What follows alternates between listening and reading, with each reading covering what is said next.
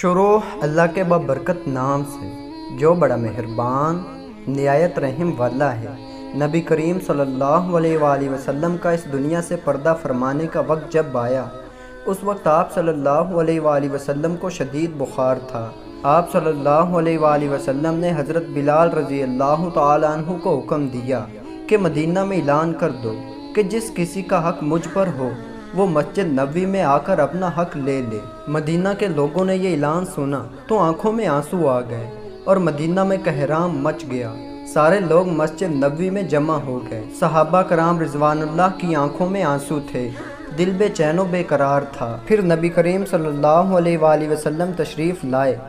آپ کو اس قدر تیز بخار تھا کہ آپ کا چہرہ مبارک سرخ ہوا جا رہا تھا۔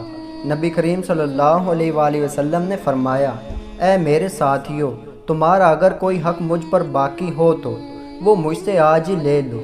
میں نہیں چاہتا کہ میں اپنے رب سے قیامت میں اس حال میں ملوں کہ کسی شخص کا حق مجھ پر باقی ہو۔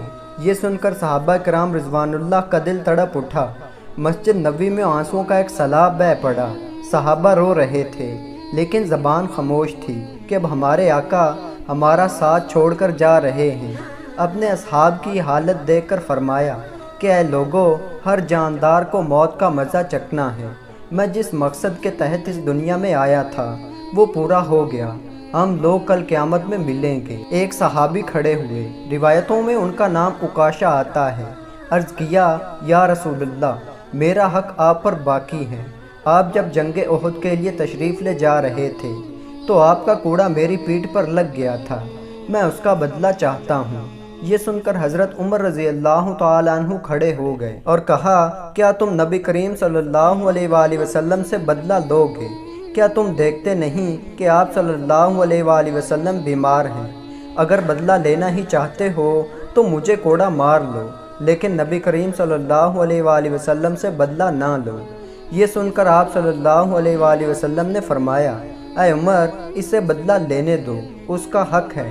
اگر میں نے اس کا حق ادا نہ کیا تو اللہ کی بارگاہ میں کیا منہ دکھاؤں گا، اس لیے مجھے اس کا حق ادا کرنے دو۔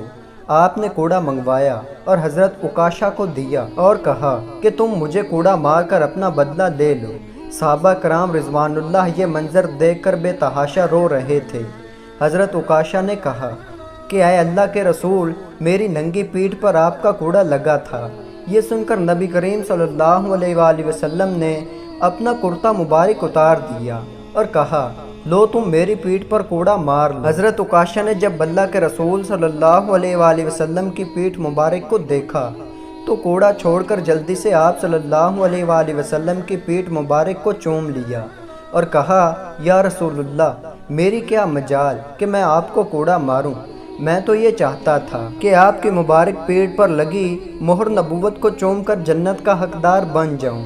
یہ سن کر آپ صلی اللہ علیہ وآلہ وسلم مسکرائے اور فرمایا، تم نے جنت واجب کر لی۔